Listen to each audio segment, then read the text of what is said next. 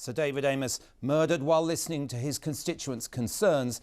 Democracy staggers under the blow.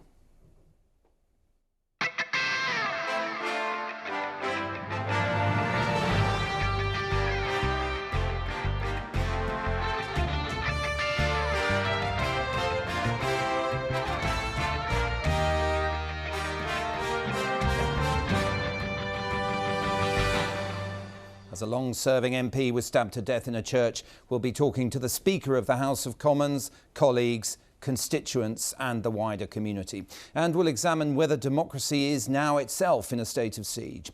Also tonight, as Home Secretary Priti Patel calls for an immediate review of MPs' security, we ask what can really be done to keep our elected representatives safer. Good evening. The murder of an MP touches any of us who care about democracy. And if elected representatives are increasingly threatened with verbal or virtual abuse as well as physical attack, is it any wonder that so many are deterred from public service? You'd be hard pushed to find a member of Parliament less interested in personal advancement or more wrapped up with the concerns of his constituents than Sir David Amess. He left phone calls from the Prime Minister and Chief Whip unanswered, a former member of his staff recalled today, rallying to requests from local causes instead. As to why an apparently exemplary backbencher of nearly 40 years' service was targeted, we know just that counter-terrorist police are now involved. The incident has caused profound reverberations in Westminster. Our political editor, Nick Watt, is with us now. Yes, Mark, deep shock, because this was an attack at the very heart of our democracy. As you say, an MP meeting his constituents. And today and tonight, the political world mourning a man who was quite simply adored by everybody. And you've seen today an outpouring of affection right across the political spectrum and all across the UK. And you know, I can never remember Sir David Amess frowning. He was always smiling. I'd be sitting in Portcullis House late at night, it'd be pretty dark, and then I'd hear this distinctive voice, I'd hear this shout, "Nick, what on earth are you doing here? You should be at home with your family." And there'd be a twinkle in his eye and he'd say, "Oh yes, I know, you're getting ready for Newsnight." And the point about Sir David Amess was that he always related to people at a personal level first. But Nate, make no mistake, this was a man of deep political convictions. He was a Brexiteer before the word was even invented. He was a champion of animal rights, and obviously he had strong social conservative views. So as I say, affections across the political spectrum, led today, of course, by the Prime Minister. Well, I think all our hearts are full of shock and sadness today to the loss of Sir David Amess MP, who was killed in his constituency surgery in a church after almost 40 years of continuous service to the people of Essex and the whole of the United Kingdom. And the reason I think people are so shocked and saddened is, above all, he was one of the kindest, nicest, most gentle people in politics. I suppose it's a grim inevitability that people are now talking about tightening security. Is it possible? Well, strong concerns have been voiced today by Priti Patel, the Home Secretary, and indeed the Commons Speaker, because, of course, we've now had 2 MPs murdered in their constituencies in the space of just 5 years. Now, after the murder of Joe Cox in 2016, the police set up something called Operation Bridger to improve the security of MPs. I understand the police have been asked to review that, to see the strengths and the weaknesses, been asked to do that in the coming days, indeed in the coming hours, and then there'll be a more medium-term review. What are the gaps? What more needs to be done? Nick, thank you very much. It was in Sir David's constituency, Southend West in Essex, as news of this afternoon's attack spread, that the first shocked reactions came. He'd gone to a church in Leigh-on-Sea to meet constituents, only to be surprised by a 25-year-old man with a knife. Lewis Goodall is there now. Lewis. Yes, Mark, it's cliché, isn't it, at times like this for reporters to say this is a community in shock, but I'm afraid it is true. This is a community that is shocked to its core. They simply cannot believe it. They find it incredible. Sir David Amess, you must remember, of course, was a deeply respected figure locally. He'd been an MP in Southend West since 1997, an MP in Essex in Basildon since 1984. 3, and only minutes, 10 or 20 minutes or so before this shocking, wicked event took place. He was seen going up the church steps in his constituency surgery, sharing a joke with his constituents, laughing with them, and of course, in that queue among all the other constituents waiting patiently to see him was the attacker himself. What do we know about him? Well, not much for the time being. We know he was 25 years old.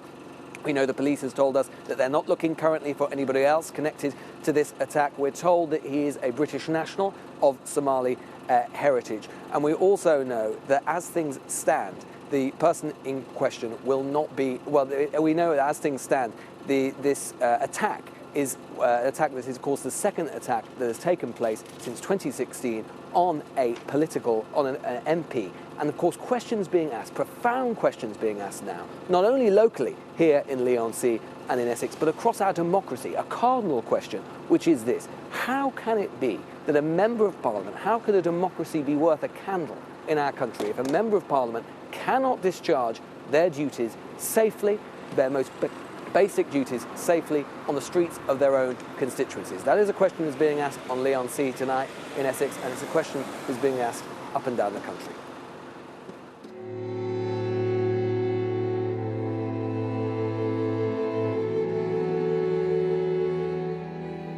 When he woke this morning, Sir David Amess could never have imagined what awaited him. He was just doing what he'd done so often before, what he should have been able to do so many times still. Instead, on a bright mid-autumn afternoon in Leigh-on-Sea, this MP of some 38 years was savagely killed, stabbed to death. As a candidate in the last general election, I stood on the government's manifesto to making this country safer by taking more effective action against crime. He died not warm in his bed, nor with family at a hospital, but in a church at his own constituency surgery, tending to the constituents he adored, having advertised the event only days ago. Just after midday, police were called to the scene. Our officers arrived on scene within minutes. When they arrived, they found Sir David Amess MP, who had suffered multiple injuries. This was a difficult incident, but our officers and paramedics from the East of England Ambulance Service worked extremely hard to save Sir David. Tragically, he died at the scene. A 25-year-old man was arrested immediately at the scene on suspicion of murder. He remains in custody. A knife was also recovered at the scene. The investigation is in its very early stages and is being led by officers from the Specialist Counter-Terrorism Command. We can't know yet the motivations of his attacker. We can know that this is a place now without its strongest champion. 5 children without a father, a wife without a husband, so many without their friend. He's left his family to come out to see to other people, to help him, the actual constituency, and he's not going home. He's been murdered there. And why? We don't know why. But he is, in fact, someone, if that person had gone to see him and was asking for help, he would have helped them. How's it left you feeling? Very sad and very empty. Sir David Amess was one of the Conservative Party's longest-standing MPs. Initially elected MP for Basildon in 1983, it was his victory in 1992 which famously signalled to the nation that the Tories would return for a 4th term. He was a parliamentarian's parliamentarian, a maverick, an arch Eurosceptic, and then fierce Brexiter. A devout Catholic, he never achieved office. But he was known as a kindly, courteous, gentle man about Westminster, a dedicated animal rights champion, and latterly campaigner on endometriosis. But it was in his constituency that he was best known and best loved. And this is a community that must deal now not only with losing its MP, but perhaps its own sense of self. That along with Joe Cox's Batley, Leigh-on-Sea will be added to a list of places where our democracy became darker. How does it make you feel about your own safety? It does make you think twice about it. You know, we put ourselves out there, as Dan has said. You know, we become councillors to do the right thing to help the residents. We become public figures. You know, some of us have high public profiles, but I always have in the back of the mind the safety of my own family for what I do, because, you know, they didn't choose to get involved in it, although they support me. So It definitely makes you think about security. Is it something you think about a lot?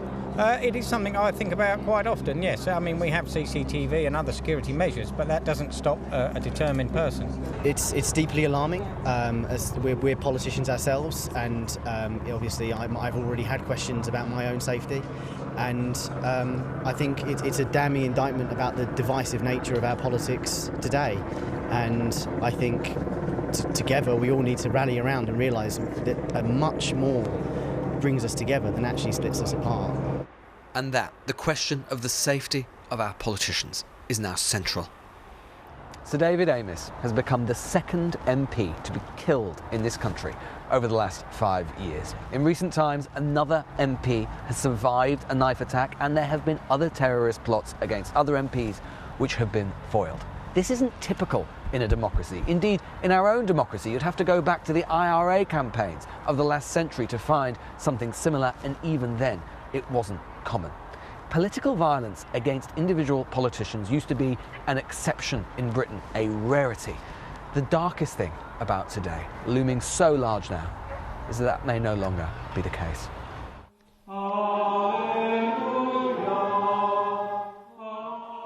Southend prayed for their fallen MP tonight, but they might have spared one for the future of the system he so long served. The menace of violence is a chill wind in our democracy, forcing MPs to look over their shoulders and forcing the space between them and their electors ever wider. The bitterest irony is that the very last person who would have wanted that would be Sir David Amess. Lewis Goodall reporting there. So how do MPs respond to this without, in some sense, undermining the essence of democracy? Lindsay Hoyle is the Speaker of the House of Commons and he joins us now. Can you talk us through how you heard about this and what your feelings were as the news began to come in this afternoon? Well, first of all, can I just say how all our thoughts are with David's family, all his friends, which he had so many of across all of the political divide. I've got to say, we're all reeling. It's a dark day. It's a very sad day.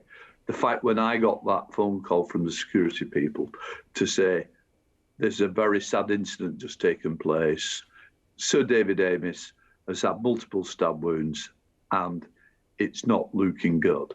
That's when I knew how serious again this attack had been. As I say, we're all in shock. Whatever happens, whatever political divides we have, different opinions we have, the one thing that will always unite us is the coming together of politicians who may have different views, but will unite us because we all believe in democracy. This is an attack on democracy. This is an attack on the established way that we do business. People who do not like our values, people who do not support our values, will not stop or will get in the way of ensuring that democracy survives. And that's what David will want. A great politician, a man who loved his job, loved being a member of Parliament. He was such a happy person, jolly, friendly, chatty, but he loved his constituency. He always wanted to talk about Southend West. He wanted the city of Southend. He always wanted to speak about animals, but he was a friend to all. He wasn't a nasty politician, he was a nice politician. He was a great politician. He will be missed by all. But as I say, this has left a hole in all our hearts. It really is a sad day for democracy and another sad day for Parliament.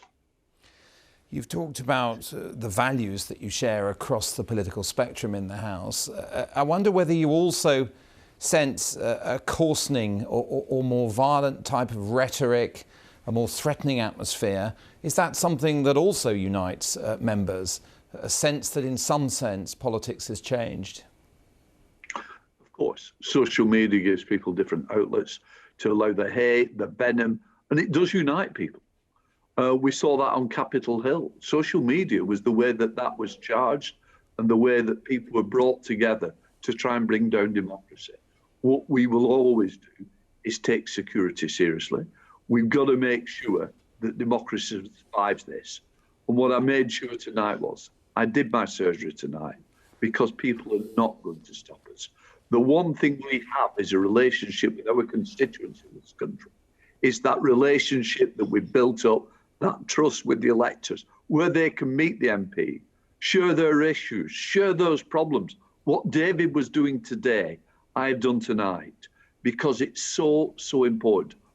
What we've got to do is rally round, be there for David's family, be there for David, make sure that we support other politicians. We've got to make sure the politicians are safe, the people who work for them, the family, the people of the House of Commons. We've seen the terrorist attack there as well. What we won't do, we won't give in to it though. We will continue to ensure that democracy will be there. We've got to make sure we have that relationship with our electors. Well, that's the unique part of British politics. But we've got to make sure MPs are safe. Given your passion for maintaining that direct contact with electors, how do you fulfil that last point, ensuring safety? And you've said you're going to look into it today as a result of this incident.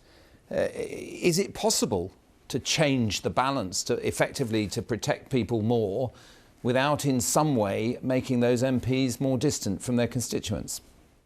What we've got to do, we've got to get it right. It's not about a knee-jerk reaction of what I said tonight. And of course, you wouldn't expect me to go into the security measures. What I can assure you is we are continuously looking, upgrading, seeing what more support we can give, trying to make sure we do the best things by MPs to carry out their duties. There are staff that work for them, whether that's in the constituency or in Westminster, or the staff that works in Westminster itself. We take that very, very seriously, and it's always being reviewed. What I've got to say is, this is shock, this is horror. We're all in a very dark place. But what I do know is that David believed in the Commons. He believed in the electoral system.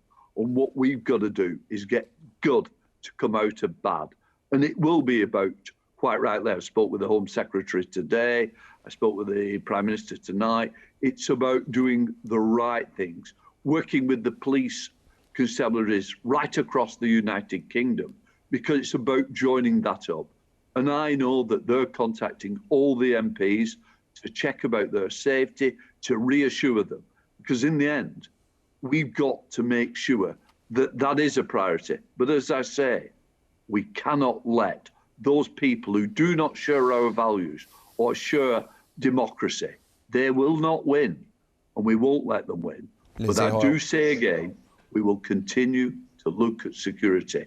That is ongoing. Thank you. And it will continue. Lindsay Hall, thank you very much. Many MPs have been changing their arrangements in recent years. They've ensured that they're never unaccompanied during surgeries or been careful about publicising their whereabouts too far in advance. In Sir David Amess's case, he'd been advised by police to install a panic button in his home as well.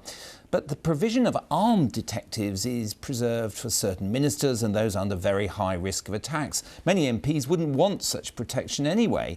They prefer to achieve a balance between safety and accessibility. But both the Home Secretary and the Speaker of the Commons, as we've just heard, have said they're reviewing MPs' security. And today is hardly an isolated incident. This isn't the first time a British politician has been attacked or even murdered in their constituency. The killing of Joe Cox in 2016 was the first murder of a sitting MP in a quarter of a century. I've decided I'm going to approach being a Member of Parliament with a decent, healthy chunk of cynicism and humour. The country was rocked when, on the eve of the Brexit referendum, Jo Cox was shot and stabbed by one of her constituents, Thomas Mair, who made clear he was serving an extremist political agenda. Her murder came after the stabbing of Labour MP Stephen Timms in 2010. I shouted something. It was clear she was going to make another stab. Like today, that attacker took advantage of a constituency surgery to take revenge for Mr. Timms voting for the Iraq War. Official advice was never to meet constituents alone, but in 2000, Andrew Pennington, a county councillor, was killed in a samurai sword attack while defending the then Lib Dem MP for Cheltenham, Nigel Jones, at his offices. And in the Commons chambers too, security vulnerabilities have been shown up. The 2017 terror attack exposed the risk not just to politicians, but to those protecting them as well. That precarious balance between safety and openness to the public was tragically laid bare once again today. David Amess. Last Friday, Sir David Amess himself bemoaned the greater security that spoiled the British tradition of politicians being open to meet their constituents. Inevitably, there'll now be renewed debate over their safety. Are politicians adequately protected? Can they be without tarnishing the essence of democracy? Well, joining us now are the Father of the House, Sir Peter Bottomley, for the former Northern Ireland Minister and Conservative MP, Shailesh Vara, and former Labour MP, Paula Sherriff. We'll come back to the security point in a moment, but let's just remind ourselves of the man himself. Paula, your politics were obviously very different to Sir David's. How did you become such good friends? So I guess, like you've just alluded, on paper, David and I possibly, shouldn't have been friends, if you like. He was the most wonderful man. He was caring, he was kind, he was a gentleman, and he was very, very funny. I got to know him when we both went on a foreign trip to the Middle East. And since then, he lit up a room when he walked into a room. He was an amazing man, and he kept in touch with me when I lost my parliamentary seat, and he was a great support to me when I was diagnosed with cancer last year.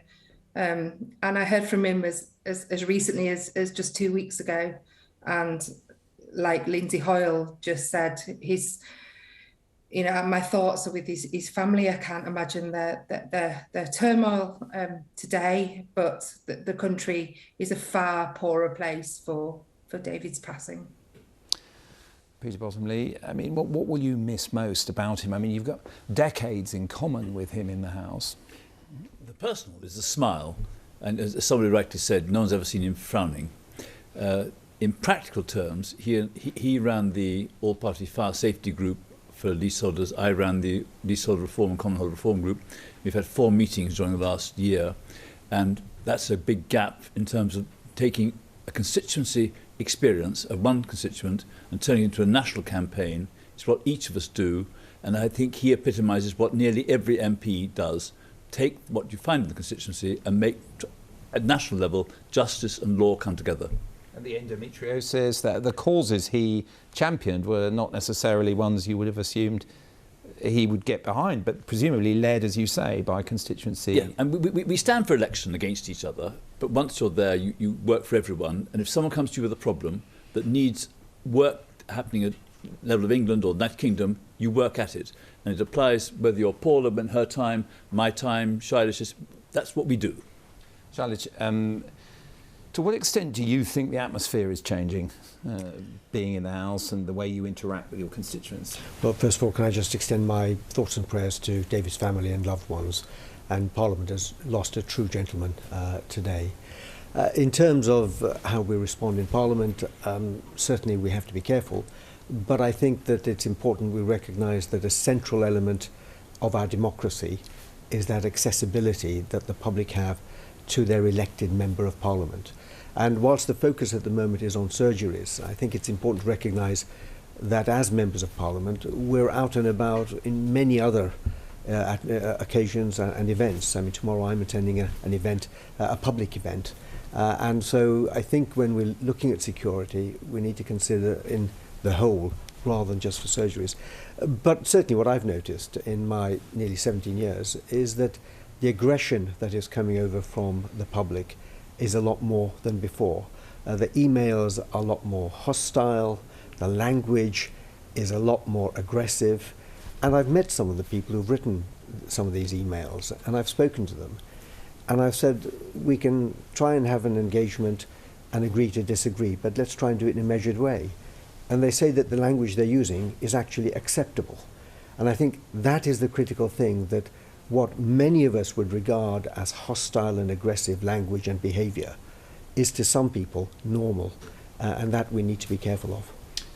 Paula, I know female MPs are targeted by more misogynistic and violent type of language in their communications with constituents and online with public abuse. I mean, what is your own calculation about re-entering the political fray? Is it something that, as a result of everything that's happened, you would think twice about now? I think it's understandable that anybody would think twice given what's happened, particularly today. Personally, I still believe in the power of politics. Politics is an incredible thing and it's an incredible platform to achieve change. But it's clear, whilst of course we have to maintain democracy, and democracy is absolutely crucial, we have to try and strike a balance, and we have to keep MPs and other elected members and other people in public life safe as well. So I think changes do have to be made. But, you know, at the end of the day, MPs tend to really like people, and the vast majority of MPs, irrespective of which party you represent, want to do the best for their constituents. And you know, we want to engage, we want to participate, we want to listen, and we want to be where our constituents are. So I think, you know, there isn't anybody who would enjoy the concept of having armed police outside of advice surgeries, for example. You know, but that said, you know, there clearly needs to be a review just to ensure that everything that can be done is being done. I'd like to sort of add a point, which is MPs are not special. More women police officers have been murdered than MPs over the last any period you'd like to take.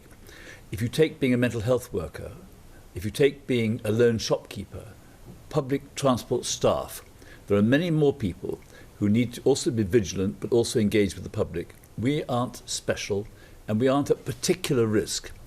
All right, there have been more deaths, tragic, but don't let us do what the people who, not about David Amess's attacker, but generally people do these things for publicity and public reaction. And we ought to try to make our reaction not what they want, but something which gets them submerged, suppressed. I'm curious as to whether if one of your own kids or a close friend's son or daughter came to you and said, would you recommend I go for selection as an MP, what would you say to them? I would say yes. And I don't normally talk about this. My wife was an MP for over 20 years. About once every 4 or 5 years, she was assaulted or threatened violently. It happens worse to women than to men, but the fact is that there are these risks, but she had those risks when she was a psychiatric social worker, going and calling on people under stress. And the same thing would apply to the people in our family who are women police officers. They answer blue light calls. So I think that we ought to just keep a sense of proportion for members of Parliament. We have to be vigilant, but we have to be diligent. And the diligence is, as Silas was saying, in our constituencies, being out and about. And if there's a gap caused by an attack like this, let's fill the gap with more people who want to serve. Silas, presumably having been under the type of police protection that a Northern Ireland minister has, you wouldn't want to see other MPs? Absolutely not. I mean, the kind of protection that I had as a minister, it is overbearing. You get used to it because it goes with the job.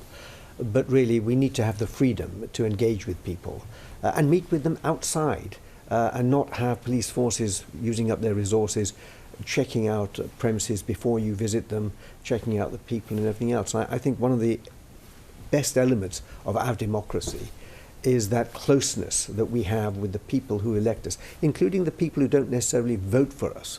But as was said earlier on in the programme, once you become a Member of Parliament, you are there to represent everyone in your constituency, not only those who voted for you.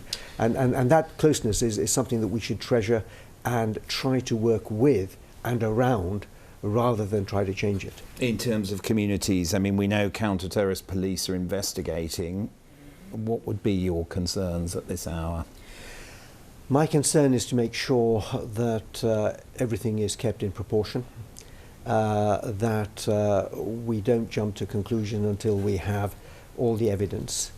And also, I gather that it's been said that the gentleman is of Somali heritage, that we are careful that we don't find racial attacks and picking on people of Somali origin who are living in this country. This is one individual. and we need to make sure that everything is kept in proportion. The vast majority of people in the United Kingdom, from whatever background they come, are decent, hard-working people, and we need to stick together. We need to rally together as a community, all of us, rather than use this as a means to divide us. Paula, I mean, just talking to you all this evening on the programme, it does seem to me that you're all very committed to what you do, and you do accept it cannot be risk-free, that in the end, the intimacy of your political relationship with your constituents requires a level of risk. Is that right? And would you say that to somebody who was considering making a career in politics? I think anybody who goes into political life understands that it does come with an element of risk. However, it doesn't mean that, you know, every possible step should be taken to try and minimise that risk. And I think I agree in some respects that we do have to be proportionate, of course we do, but we also have to be honest and candid and resolve to close the gaps where they exist. And there certainly are some gaps. For example, we know from my time as an MP that there is can be quite an inconsistent approach from police services up and down the country in terms of how they deal with threats and abuse to MPs. So, for example, I think that's something that has to be addressed sort of fairly urgently. Similarly, issues around security at MPs' homes and things like that. I do, you know, absolutely accept that the 2 MPs that have been murdered in the last 5 years, you know, that didn't occur in their homes, but nonetheless, you know, these are I think areas that I think, you know, there are areas for improvement. Thank you very much, Paula Sheriff, Sir Peter Bottomley, Shailesh Vara. That's all from us for tonight, I'm afraid. Emily's back on Monday. Have a peaceful weekend. Sir David Amess was patron and president of the Music Man Project, an international music education charity for people with disabilities. In 2019, he helped the charity organise an event in which 200 children with learning disabilities played music at the Royal Albert Hall. We leave you with a few moments from that concert. Good night.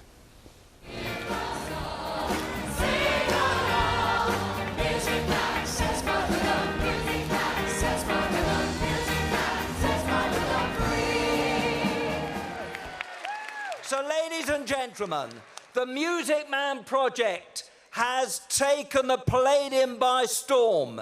It's conquered the Royal Albert Hall. And as it goes on to conquer the rest of the world, there's only one place they're going, and that is Broadway.